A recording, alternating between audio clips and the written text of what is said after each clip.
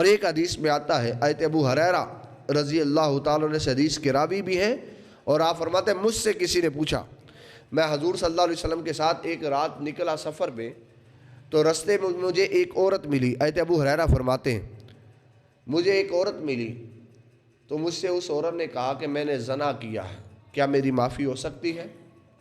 اب بندہ زنا کرے تو اسلام میں تو سزا یہ ہے کہ اگر شادی شدہ ہے تو اسے رجم کر دیا جائے، اگر غیر شادی شدہ ہے تو اسے 100 کوڑے مارے جائیں۔ اس عورت نے حضرت ابو ہریرہ رضی اللہ تعالیٰ عنہ سے سوال کیا کہ میں نے زنا کیا، کیا میری معافی ہے؟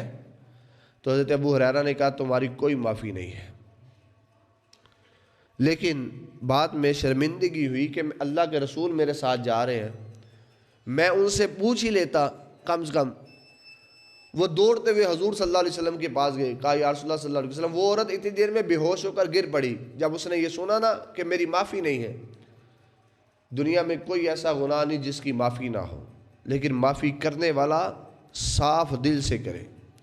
شرک کتنا بڑا گناہ ہے، اللہ کے ساتھ کسی کو شریک کر دینا، لیکن بندہ پکے دل سے توبہ کرے، اللہ شرک کو بھی معاف فرما دیتا۔ حضرت ابو ہریرہ حضور صلی اللہ علیہ وسلم کی بارگاہ میں جلوہ گر ہوئے، کہا یا رسول اللہ فلاں عورت نے مجھ سے سوال کیا تھا۔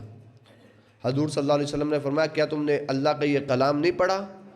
فَأُولَٰئِكَ يُبَدِّلُ اللَّهُ سَيِّئَاتِهِمْ حَسَنَاتٍ، اللہ گناہوں کو نیکیوں میں تبدیل فرما دیتا ہے توبہ کے ذریعے۔ حضرت ابو ہریرہ فرماتے ہیں میں اسی وقت دوڑتا وہ اس عورت کے پاس ہے جو بے ہوش پڑی ہوئی تھی۔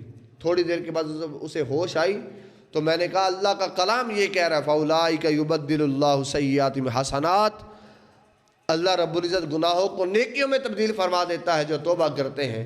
اس عورت نے اسی وقت جو ہے خوشی کے ساتھ، اس کی ملکیت میں ایک باغ تھا، اس نے کہا یہ سارے کا سارا باغ میں اللہ اور اس کے رسول کے رستے پہ اسلام کو دے رہی ہوں۔